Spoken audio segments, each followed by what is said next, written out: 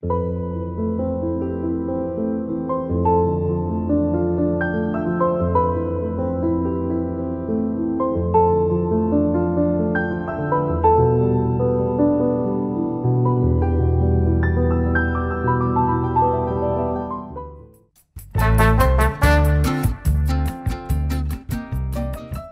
y a une phrase de Baudelaire qui guide ma vie et qui dit « Souvent, on trouve un vieux flacon qui se souvient, d'où jaillit, toute vive, une âme qui revient. » Vous pouvez aborder le parfum par le côté proustien, vous savez, le souvenir, la personne qui a mis un parfum. Le côté séduction, Chanel disait « Mettez le parfum, vous voulez être embrassé », mais aussi l'objet. Et l'objet est assez étonnant. On a oublié tout ça et moi, c'est une cause que je défends maintenant depuis presque 50 ans. L'objet nous parle. En fait, vous voyez une boîte inanimée. La boîte représente peut-être un zèbre, l'Afrique.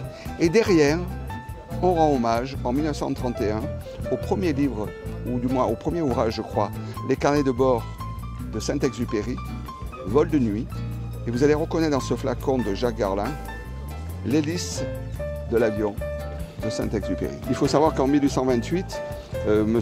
Garlin, il y a 5 générations, alors c'est tout petit, va créer pour les femmes qui allaitent le baume de la Ferté de Garlin. C'est une petite crème, mais qui à l'origine est fait pour mettre sur le mamelon des femmes qui allaitent et qui va ensuite, dans les années 1900, être vendu plutôt pour les gerçures et les dartres. L'objet est intéressant parce que c'est certes un bel objet, mais c'est un objet qui nous parle. Voilà un flacon qui a ma préférence. Je suis en train d'écrire un livre qui s'appelle L'essence de l'amour. Vous écrirez ça en un ou en 2 mots. 1941, aux États-Unis, on dirait que le flacon a des choses à dire. Comme une offrande, je t'offre mon cœur avec les 2 mains.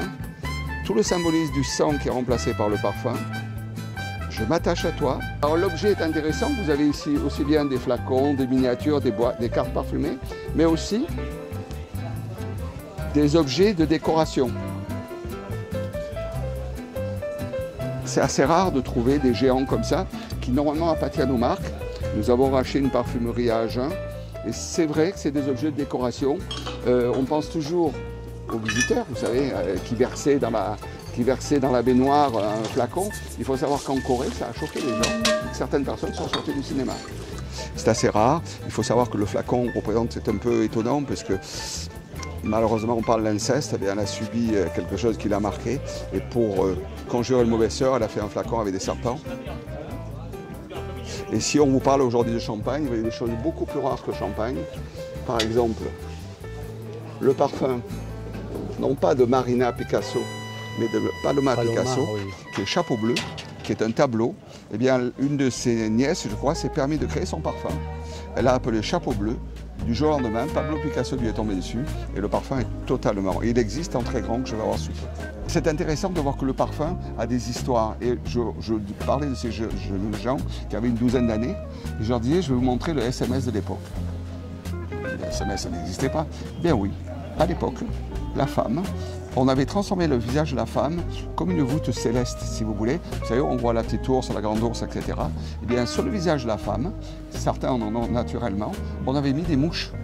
Et la mouche, en fait, était un langage. Le parfum, en fait, on peut le voir différemment. Et moi, pour moi, c'est le trésor de l'imaginaire.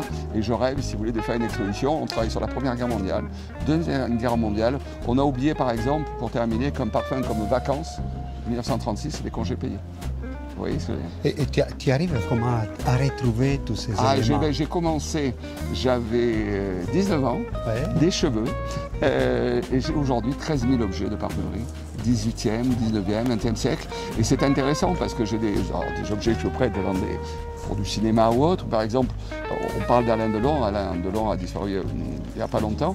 Bien, on le voit dans une scène où il a un crayon dans la bouche et en fait, il refait les bas. Il faut savoir que les femmes, pendant la guerre, n'avaient pas la possibilité d'avoir des bas. Donc j'ai un produit qui s'appelle Fil-Pas, que l'on mettait sur les jambes, un petit coup de crayon, voilà. Mais les femmes qui n'avaient pas d'argent, vous savez ce qu'elles faisaient? Elles mettaient du marc de café. C'était bien, mais avec un temps pluvieux comme ça, c'était moins bien. Oui, mais forcément. Mais il y a aussi les problématiques quand on crée des flacons. Oui. C'est les verriers qui doivent fabriquer les flacons. Oui. C'est quand même une entreprise. Alors c'est une entreprise, bien sûr, la vallée de la Brelle, la parfumerie Brosse, vous avez des gens très spécialisés, mais le monde a un petit peu changé. J'en parlais avec Guillaume Durand sur une émission de Arte dans les années 2000. Je lui ai expliqué qu'aujourd'hui, on fait des cœurs de cible avant on ciblait les cœurs. C'est-à-dire que le parfum était associé au flacon. Même Pierre Dinan, lorsqu'il va faire, lorsque Yves Saint Laurent va l'appeler pour créer Opium, il va lui dire je voudrais un flacon qui symbolise une odeur que j'ai opiacée, etc. Et lui pense, il dit vous prenez l'avion, vous venez. Et il arrive et il lui pose devant lui un Inro. Et un Inro, c'est donc ce flacon que l'on voit ici.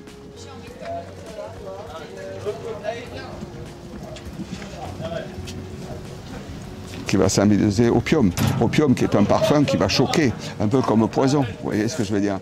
J'ai découvert un jour la petite robe noire.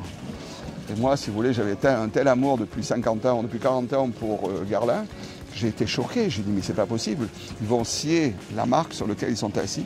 Eh bien, je me suis bien trompé parce que grâce à la publicité, la petite robe noire, qui n'avait rien à voir avec Guerlain, puisque la robe noire, c'est Chanel. Hein, voilà.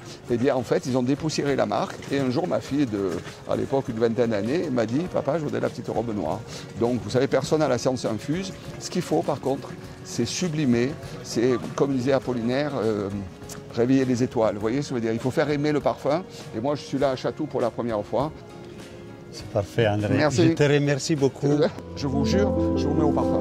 D'accord, parfait. Au revoir. Allez, ciao. Merci.